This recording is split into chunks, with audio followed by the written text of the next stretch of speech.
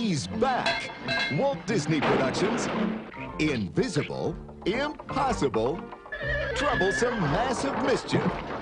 Pete's Dragon. A motion picture full of adventure. Way down. And excitement. Beware of the evil Dr. Terminus and his helper Hoagie. Hide from the mean Gogans. family of wicked wackos. Share an irresistible secret with Lampy. Celebrate with Nora, a newfound friend. And live it up with the funniest, most lovable dragon alive. Elliot. Elliot. Elliot. My dragon. The best pal a boy could ever have. I love you too. Sing. Higher and higher and glide above the clouds. Dance. And laugh. With a wonderful motion picture. Walt Disney Productions. Pete's Dragon. Wow, that's great. You're the most wonderful dragon in the whole world. You're never too old to feel young. Pete's Dragon. Pete's Dragon is a Disney film released in 1977, the same year as The Rescuers and The Many Adventures of Winnie the Pooh, and is about a boy named Pete who escapes these really over-the-top and abusive rednecks in order to search for a new family. And also he also has a friend named Elliot who is an animated dragon. Okay, so it's been a long time since I've seen Pete's Dragon. The last time I watched this movie I was about 9-10 years old, and I remember not liking it too much back then, and so I gave it a rewatch for the purpose of Disney Month. I bought it on DVD at a local secondhand store, and I gave it a watch. And what do I think about it now? I don't think it's a great film, but there's some merit to this film. There absolutely is some positives I can say. The songs are nice. They're not Sherman Brothers, like, high-quality songs, but they work. My favorite songs by far in the movie are the ones where the villain sings. I forgot what the villain's name is, but he is by far the best part of this movie. I love the villain every time he shows up on screen. He's just chewing up the scenery like you wouldn't fucking believe, and it is always fun whenever he's on screen. I love this movie's villain.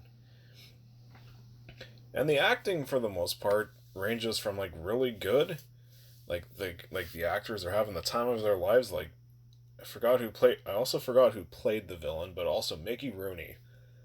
He is great in this movie. He's also a very fun character, and he provides a lot of entertainment value to this movie as well.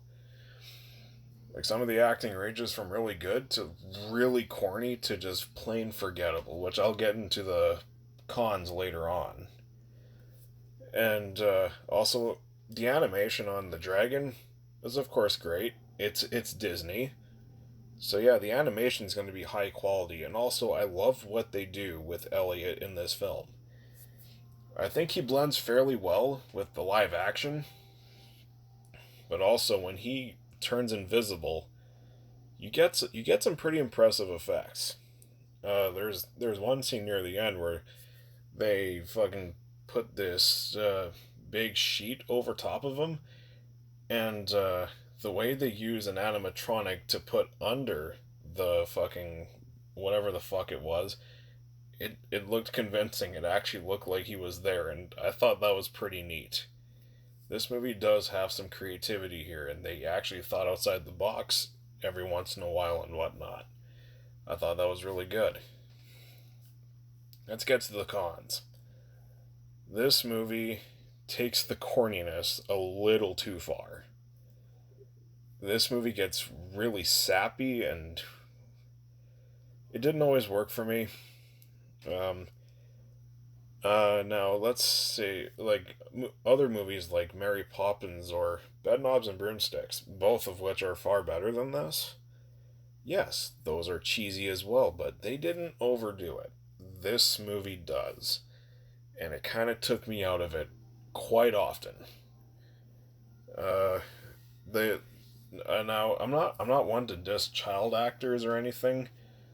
They don't really have as much skill most of the time, but the actor who played Pete, he was kind of boring. He doesn't really give much of a performance that really stands out. Like I said, I'm not one to shit on child actors, but I'm sorry, he's not that great here. But also, it kind of makes sense because his character is also one of the weakest elements of the movie. He's not interesting. I don't, for him, like, you'd think he's the main character, that he would be one of the most interesting. No, not here. No. His character is one of the most boring aspects of the movie. Like, it's kind of a shame how all the side characters are very enjoyable for the most part, but the main character is just kind of drags this movie down. It was unfortunate. And like I said, now I said the songs are pretty good in this movie, which they are, but sometimes they go a little too long. Like Mickey Rooney's song when he's singing "I Saw a Dragon." It's a good song, but holy shit, does that scene go on forever? Like, there's a part where it ends, and then all of a sudden it just turns into this big dance number, and it just keeps going and going and going and going, and it doesn't feel like it's ever going to end. That's another issue with this movie. This movie's way too goddamn long. Yes, Bedknobs and Broomsticks and Mary Poppins are nearly 2.5 hours long. And for those movies, that runtime worked. I did not feel the runtime for either one of those films. I never reviewed Bedknobs and Broomsticks, but I might review it. I'll see how much. Let's see what I can squeeze into my schedule here. This movie runs at about 2 hours and 10 minutes. I don't know why. Like I said, there are, especially the musical numbers, they're the worst offender here, where like they just keep going they go far longer than they need to. You could have cut at least, I would say, maybe 30 minutes out of this movie. This movie could have been like maybe an hour and 40. That would have worked fine for this movie, but no, this movie fucking cranks it up to 2 hours and 10 minutes, and this movie did not need to be that long. There was no reason for it, and honestly, this movie did drag quite often because of that.